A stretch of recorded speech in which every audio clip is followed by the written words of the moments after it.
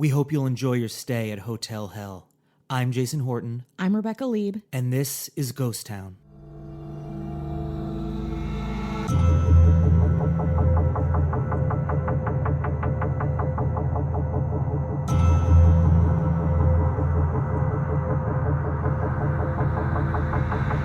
So I'm from Wisconsin. Yeah. You know this. The audience, the viewers may also know this, but I have always loved ghost shit. And so Wisconsin has a place in my heart specifically, like the ghosty stuff there and the abandoned things. And there's lots of it because I feel like nobody everything in that cared. area is abandoned. I feel like, Yeah, it is. anything like Michigan, Wisconsin, it's all abandoned. like Rust Belt, cinder block bars, just like off the inner pass. There's no more coal. I don't know if there's coal there. There's coal. Or Coal mines. The plants are closed down. Yeah. It's just like it is. Well, you're thinking about Detroit-ish. I'm thinking about Billy Joel songs and Bruce Springsteen songs. Yeah, which are not. They're both not from the Midwest. No, but I listen to them because they're from New Jersey and New York. That's my people. Those are your people. Yeah. See the melding. Yeah. Look at the cultures collide. Just two Jews. Yep. Two white Jews. Culture colliding. Yep. So when I was in grad school, my then boyfriend and I took a road trip to all of these haunted places, and instead of being in school, and my parents paid a lot of money for me to do this road trip. And one place that I went to that I could never forget is called Hotel Hell in Maribel, Wisconsin. Holy shit. When it's called hotel, you have to go. Yeah, you just have to Hotel go, Hell. right? I think we were like trolling on early internet, and it was like we have to, and it was very out of our way. It's kind of past Manitowoc. It's called the Maribel Caves Hotel is the technical name for it. But it's like by Appleton. It's kind of northeast. It's in the middle. It's just like miles off of the freeway. So I'm excited to share it with you. Yeah. But first we have some business. Yeah. Have you guys heard of a Patreon? Yeah. Have you been a patron of Patreon? That's good. Do you drink Patron while being a patron of the Patreon? Either way, we have one. We have one, and it's really exciting. And we have 3 tiers. Yeah. You can join up, be a part of the exclusivity that is Ghost Town. Yeah. For $1 a month, we love you. $2 a month, we fucking love that. We can't get enough of it. And you get 2 free episodes a month. Yeah. You know what I mean? It's true. You get access to our Patreon. Yeah. 2 more of these. Yeah. Can you imagine? They're not available. They're only available to patrons. Only 2. So we gotta love it. Gotta have it. Yeah. The last one is. Are you thinking of Cold Stones? Kill without. I will not. Happy birthday to you.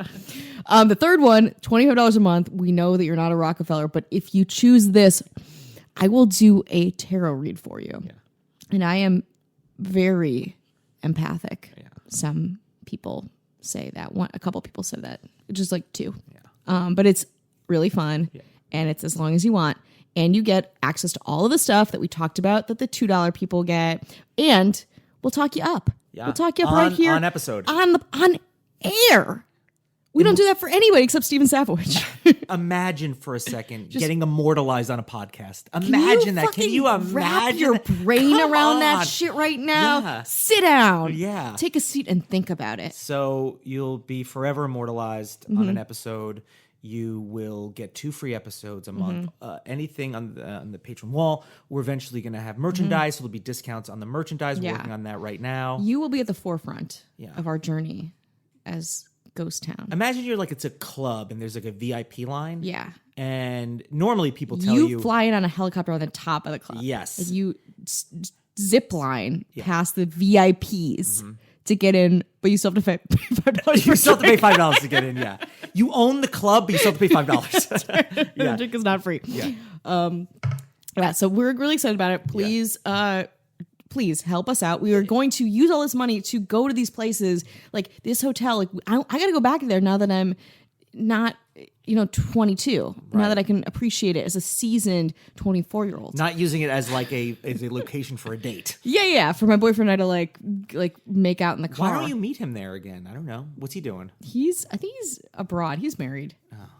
So that's dead. Okay. Or is it? I don't know. We'll see. Well, it's patreon.com/ghosttownpod. Yeah. If you want to check that out. Please do. Yeah, do that. Please do. I have an update. On our last episode, I went on 2 dates. One of the guys texted me. I haven't texted back. Oh. That's the update. Yeah. The vape guy texted me. You were kind of expecting something from him. Yeah, well, right? he was really like on my nuts. Yeah, he was about up on everything. us. Yeah, he was almost like in a really bad way. He's like, babe, I got like cinnamon toast crunch vape flavor. Like it just came in. Like, I want to check it out. God. Do you want to hear a story? This is on that subject. I talked to my mother a couple days ago, and she's like, "Oh, hey, I want to tell you about something I tried." Now, my mother is from New Jersey. She's middle class. She doesn't got time for no nonsense. Yeah, no. I thought she was gonna say like, "I tried sushi." Not to say she hasn't, or like Korean barbecue, yeah. Or like a chocolate fountain. Yes, something like that. She's like, I tried the CBD oil. Oh my God, I have a story about my mom and weed. Okay, keep going. Okay, so, and I was like, oh my, and I didn't know, I was like, is she working for the feds? Yeah. Is she trying to set me, is this a RICO case? Because I'm such a square, you know what I mean? I think you can OD on pot. Yeah, that's my thing. You are. Once I thought I did. Yeah. Well, I'm a late bloomer. I don't really do much. I don't really drink. I really don't do much of anything. So I'm a late bloomer in general. But she's like, yeah, I love it. And then she said I can use it in my act. What? Free, gratis. What? She wants executive producer on the Netflix special. Yeah, but naturally. No, you're out. Yeah, I know. Mrs. Horton is in. Yeah. Well, it's not Mrs. It hasn't been Miss Horton for a while. She got divorced a bunch of times. Oh. Yeah. So well, thanks for bringing that up. I'm a child of divorce, Rebecca. Sorry. I do a podcast. My parents are still together. I don't get it. Yeah. I don't get it. So she's very excited about that. Mm-hmm. And when she comes to LA, she's going to need a connection. She's going to need a hookup. She's got you. Yeah, she's going to take need her to like your hookup. fucking. And I was like, dealer. talking to me about it, I was like, I'm not a drug kingpin. I don't know anything about it, but she is, I think my mother invented cigarettes, so I'm not really. It's not like a thing where she like doesn't, but she doesn't really drink that much that I know. But she's been smoking. I was buying cigarettes for her when I was a child. Wow. When they would sell cigarettes to a child. What's her brand of choice? Oh, she uses. I don't know what she does now, but she used to smoke Virginia Slims menthol lights, and I had that memorized God as a bless child. that woman. Yeah, that's how. Yeah, it's like mwah. You know what I mean? It's It's like like it's just like it's perfect. yeah, it's perfect. perfect. Long cigarettes. Yeah, just like real. Just But like I had that menthols. memorized because as a child she would send me in to get. So I was kind of like what like DoorDash would be or something like that, but strictly for cigarettes. Yeah, exactly. And maybe like a Hostess cupcakes. You know what I mean? Yeah, it's like she Breakfast of likes Champions. A little something. Oh, Yeah. I want both of those things. I love a menthol cigarette. I Really? smoked I've very never young. smoked a cigarette. That's amazing. Yeah. Jason, how old are you? Old enough to be able to smoke a cigarette. Oh, okay. I'm definitely past the legal age of cigarette smoking. Cool. Very cool. I think people who smoke look cool. Don't get me wrong. That's look the cool. only reason I did. I was in community theater in college, and I was really shy. And I was like, how can I not seem shy and as cool as these 40-year-olds who are doing community theater in Madison, Wisconsin? I'll smoke. And Did it work? yeah, I mean, I got to be cool. Look at me now. Yeah. I'm run a podcast. How old are those people now that were in the thing? They're dead. That's what I'm saying. Like, what happened to them? Oh God! No, But your they're mom has probably- a. Your mom. okay, so my mom, my parents were the same kind of. My parents never smoked, or they didn't smoke while I was growing up, but they were not big drinkers. Like really healthy, like conscientious. So I went back home for my mom's 60th birthday, and it was really fucking cold. It was in March, and I went. The party, she had a big party at her friend's house, which is a couple doors down. And a couple of my high school friends were there because, like, what the fuck are they doing? Nothing. And so I go get my coat. I come back, and my mom is like in a circle with her other 60-year-old friends and my high school friends, and they're smoking a joint. And like, I was the bad kid growing up. Like, I like hid liquor and weed, and my parents were so strict with me. So I walked in with my coat. My mom was smoking a fucking fat joint. A J? A J. Ew. Yeah, exactly. Drugs. Yeah. She's smoking drugs, Jason.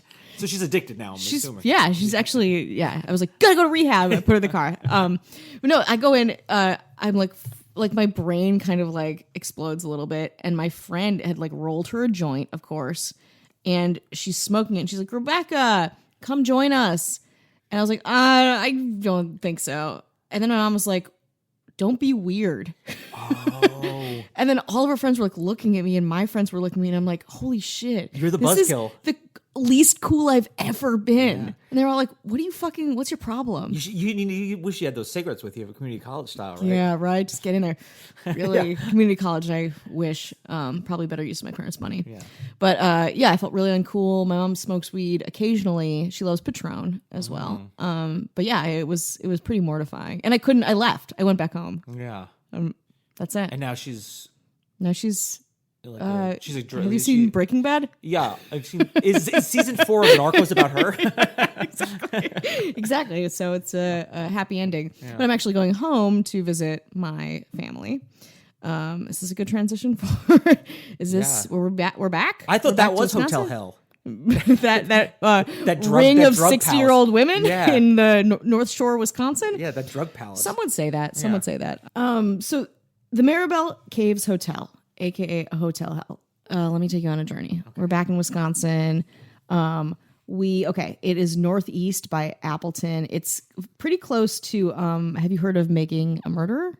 Yeah. In Manitowoc, Wisconsin. Yes, It's pretty close to there. So again, hotbed. Wisconsin is a hotbed.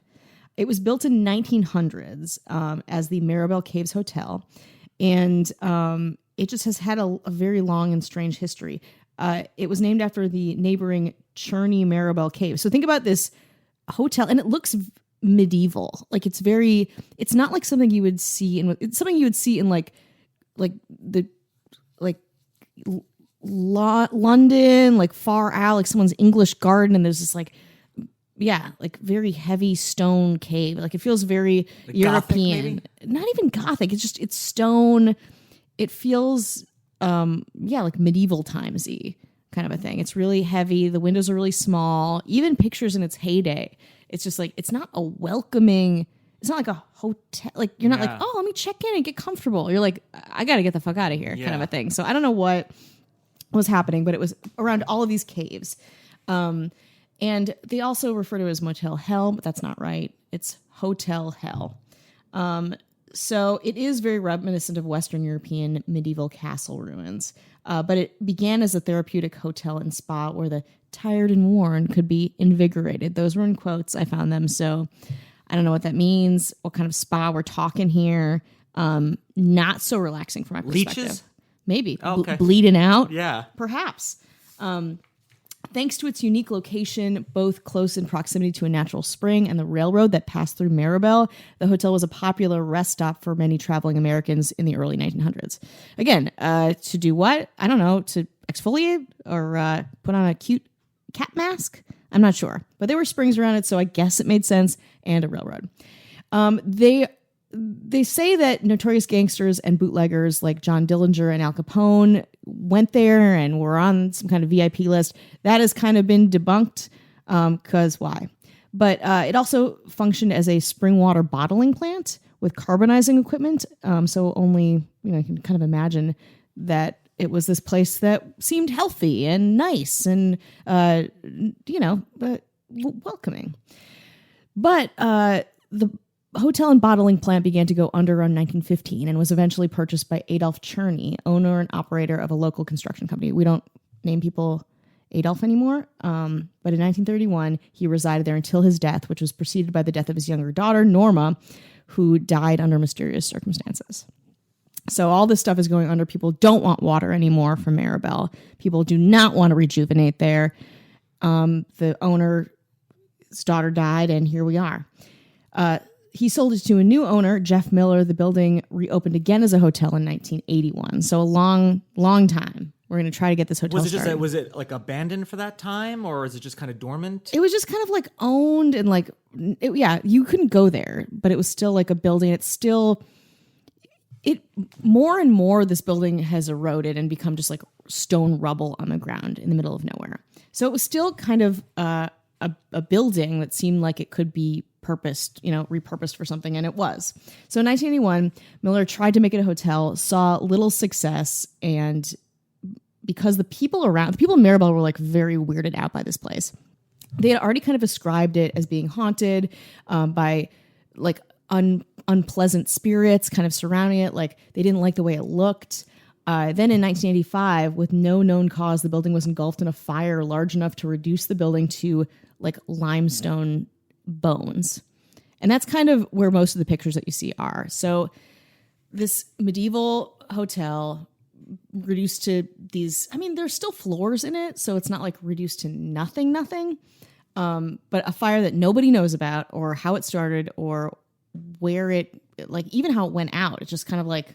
So did it function as a hotel in the 80s for any length of time? Or was it kind of between 81 and 85 just kind of purchased and like. It was purchased. They tried for a couple of years and then it didn't happen. So in the years that followed, the fortress earned the name Hotel Hell. It was kind of gutted, abandoned. There were so many rumors surrounding the place. Many saw the figure of a man that continuously looms in various windows around the building, always facing out. Classic ghost guy. Additionally, people experience cold hands pressed on their back when they walk around the ruins alone. I didn't feel that. I was also pretty drunk on peach schnapps. Some heard voices and shrieks coming from the basement and caves below. Others have sworn that stones and other objects move around on their own accord. And then the Hotel Hell fame, they thought that the middle of it was a portal to hell. And that's why they thought the fire came out of it. That's why they feel like people are angry around it. Either in the middle of the hotel or some sites say that it's like the front area, like the front. It's not even a courtyard. It's just lawn in the front. So that's kind of adds a very dramatic flair to it. So today, the property is declared structurally unsafe due to being nearly leveled by a tornado. What next, Jason? It's like already been wrecked. Yeah, what else is left? Yeah. Still, the rumors of paranormal activity are persisting. Most recently, the newest owner, who has long tried to put the rumors and hauntings and stuff like to bed, has voiced plans to rebuild the hotel to its former glory. And then, of course, once he announced that it was almost completely destroyed in 2013 due to a thunderstorm. It's like Hotel Hell. Something does not want it to be. It's like, oh, you're thinking about how about another natural disaster? No. It's like we're just trying to destroy this. Nature is like, we're just trying to destroy this fucking building. Yeah, can you help us? Yeah. Don't put people inside. Can you not? So here are like really all of the rumors and a little more like ghosty stuff that surrounds it. So there's been a number of sightings of a figure standing at one of the windows peering out. Strange noises, voices, screams from the basement, footsteps, ringing bells, rolling wheels, and things moving upstairs. And there was, when I visited, there was like one ledge of upstairs. Like you wouldn't want to climb the stairs, but like if you really wanted to, you could maybe get to like the top half floor thing. The odor of sewer gases can be smelled in the bathrooms. Ooh, spooky plumbing. Some have seen objects levitate and move. In the basement, people have reported having feelings of being threatened. Again, I don't know what that means, but verbally, physically, I don't know. On the third floor, which was not there when I was there, people have reported feeling cold hands, like we said. Books found upstairs have burst into flames. Apparitions have reportedly been seen on the front lawn and sitting outside and on the road in front of the hotel. The ghost of a little boy who died in the bottling factory fire was seen playing on the roof. And again, there aren't any evidences of the bottling factory fire. It's just that big fire after it closed down. So the building glows brightly during a new moon. I didn't see that either. Blood has been seen spilling down the walls. Someone at unexplainedresearch.com spoke with one witness who, on a dare, had spent the night in the building. She reported hearing voices, footsteps, and things moving around. And the dare is this. So if you go to this Hotel Hell, if you shine a flashlight at the second story window, a ghost will flash a light back to you. Now, again, I did that. It didn't happen. I don't believe there was a second floor anymore. But that's just polite, though. Yeah, it's if like you flash a light, the ghost should flash a light back. Yeah, it's just like don't be rude. Yeah, don't be rude. Yeah. Flash your light. I would still go there and flash some lights around just to see, but there's not much left there anyway. But Hotel Hell, who knows? Still a portal to hell? I don't know. I'm gonna go try to find it out. I'm gonna go figure it out. So to look at it now, it's just kind of just like kind of foundation-y? Yeah, it's foundation-y rocks. Not even, there aren't bricks. They're just big rocks. And it feels like almost like something natural, even though it wasn't, from what I've seen. But I'm planning on revisiting it. And when you went as a kid, did you go? I mean, were as you a scared? 20 Oh, okay. 2-year-old. Yeah. Okay, it's a 22. It was pretty scary. I mean, Yeah. we'd been on this road trip for a long time at this point. It was kind of out of our way. It was definitely like the scariest because we got there at night. It was just the two of us. And nobody, like, it is in such a remote area. Maribel has like less than 300 people in it. And they're all like, this is on the outskirts of that tiny town. And it was really dark, very creepy. Most of the places we went to, I think we hit during the day. So, oof. And it was cold. It was not good. Yeah, and I feel like creepy. You know, like that kind of, is that Midwest? I mean, I feel like it's like kind of like an urban Midwest when I think of like Michigan and Wisconsin. Yeah. know. But I really feel like that's the kind of, I mean, the setting of that is like just prime for like the way Stephen King movie taking place in Maine, like I feel like for things that abandon, especially structures, I feel like Wisconsin, like a German torture chamber. It is just like and it was cold because it's not like a tropical, you know. What I mean? It's like an oppressive place, and you're fighting to stay alive, and you got this ruinous area that you're like, what's in here? What the fuck's this? And the fact that people try to revitalize it when it's not like it's like this is prime real estate, baby. No, it's right by the airport or something. I don't know. Let's. I feel like it's a theme in a lot of the places that we talk about too, where it's like, oh, this failed horribly. I guess let's pour some more money in it and try again.